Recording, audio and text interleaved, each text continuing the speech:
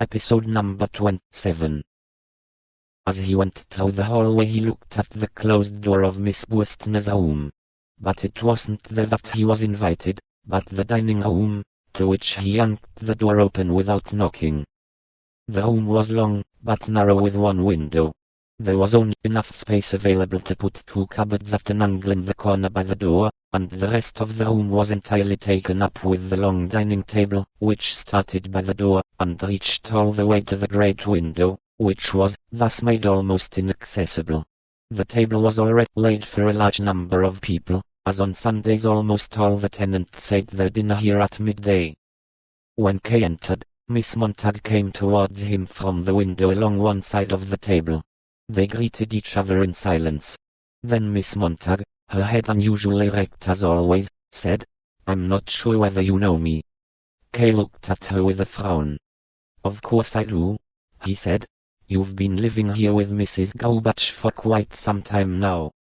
But I get the impression you don't pay much attention to what's going on in the lodging house," said Miss Montag. "No," said Kay. "Would you not like to sit down?" said Miss Montag. In silence, the two of them drew chairs out from the farthest end of the table, and sat down facing each other. But Miss Montag stood straight up again as she had left her handbag on the windowsill, and went to fetch it. She shuffled down the whole length of the room. When she came back, the handbag lightly swinging, she said, "I'd like just to have a few words with you on behalf of my friend." She would have come herself, but she's feeling a little unwell today. Perhaps you'll be kind enough to forgive her, and listen to me instead. There's anyway nothing that she could have said that I won't. On the contrary, in fact, I think I can say even more than her, because I'm relatively impartial. Would you not agree? "What is there to say, then?" answered Kay, who was tired of Miss Montag continuously watching his lips. In that way she took control of what he wanted to say before he said it. "Miss Buestner clearly refuses to grant me the personal meeting that I asked her for." "That's how it is," said Miss Montag. "Or rather, that's not at all how it is. The way you put it is remarkably severe. Generally speaking, meetings are neither granted, nor the opposite. But it can be that meetings are considered unnecessary. And that's how it is here. Now, after your comment, I can speak openly. You asked my friend, verbally or in writing, for the chance to speak with her. Now my friend is aware of your reasons for asking for this meeting, or at least I suppose she is, and so, for reasons I know nothing about, she is quite sure that it would be of no benefit to anyone, if this meeting actually took place. Moreover, it was only yesterday, and only very briefly, that she made it clear to me that such a meeting could be of no benefit for yourself either. She feels that it can only have been a matter of chance that such an idea came to you, and that even without explanations from her, you will very soon come to realize yourself, if you have not done so already, the futility of your idea. My answer to that is that although it may be quite right, I consider it advantageous, if the matter is made perfectly clear, to give you an explicit answer. I offered my services in taking on the task, and after some hesitation my friend conceded. I hope, however, also to have acted in your interests, as even the slightest uncertainty in the least significant of matters will always remain a cause of suffering, and if, as in this case, it can be removed without substantial effort, then it is better, if that is done without delay." "I thank you," said Kay as soon as Miss Montag had finished. He stood slowly up, looked at her, then across the table, then out the window. The house opposite stood there in the sun, and went to the door. Miss Montag followed him a few paces, as if she did not quite trust him. At the door, however, both of them had to step back as it opened, and Captain Lanz entered. This was the first time that Kay had seen him close up. He was a large man of about 40, with a tanned, fleshy face. He bowed slightly, intending it also for Kay, and then went over to Miss Montag, and deferentially kissed her hand. He was very elegant in the way he moved. The courtesy he showed towards Miss Montag made a striking contrast with the way she had been treated by Kay. Nonetheless, Miss Montag did not seem to cross with Kay, as it even seemed to him that she wanted to introduce the captain.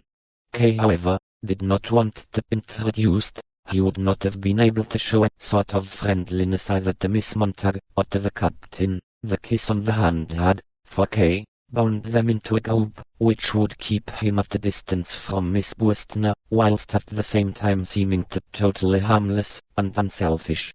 Kay thought, however, that he saw more than that. He thought he also saw that Miss Montag had chosen a means of doing it that was good, but two-edged. She exaggerated the importance of the relationship between Kay and Miss Buestner, and above all she exaggerated the importance of asking to speak with her, and she tried at the same time to make out that Kay was exaggerating everything. She would be disappointed. Kay did not want to exaggerate anything. He was aware that Miss Buestner was a little typist, who would not offer him much resistance for long. In doing so he deliberately took no account of what Mrs. Gaubach had told him about Miss Buestner. All these things were going through his mind as he left the room with hardly a polite word. He wanted to go straight to his room, but a little laugh from Miss Montag that he heard from the dining room behind him brought him to the idea that he might prepare a surprise for the two of them, the captain and Miss Montag. He looked round, and listened to find out if there might be a disturbance from any of the surrounding rooms. Everywhere was quiet. The only thing to be heard was the conversation from the dining room, and Mrs. Gaubach's voice from the passage leading to the kitchen. This seemed an opportune time. Kay went to Miss Buestner's room, and knocked gently. There was no sound, so he knocked again, but there was still no answer in reply. Was she asleep? Or was she really unwell?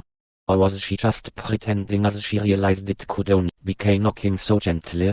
Kay assumed she was pretending, and knocked harder. Eventually, when the knocking brought no result, he carefully opened the door with the sense of doing something that was not only improper, but also pointless. In the room there was no one. What's more, it looked hardly at all like the room Kay had known before. Against the wall there were now two beds behind one another. There were clothes piled up on 3 chairs near the door. A wardrobe stood open. Miss Buestner must have gone out, while Miss Montag was speaking to him in the dining room. Kay was not greatly bothered by this. He had hardly expected to be able to find Miss Buestner so easily, and had made this attempt for little more reason than to spite Miss Montag. But that made it all the more embarrassing for him when, as he was closing the door again, he saw Miss Montag and the captain talking in the open doorway of the dining room. They had probably been standing there ever since Kay had opened the door. They avoided seeming to observe Kay but chatted lightly, and followed his movements with glances, the absent-minded glances to the side, such as you make during a conversation. But these glances were heavy for Kay, and he rushed alongside the wall back into his own room.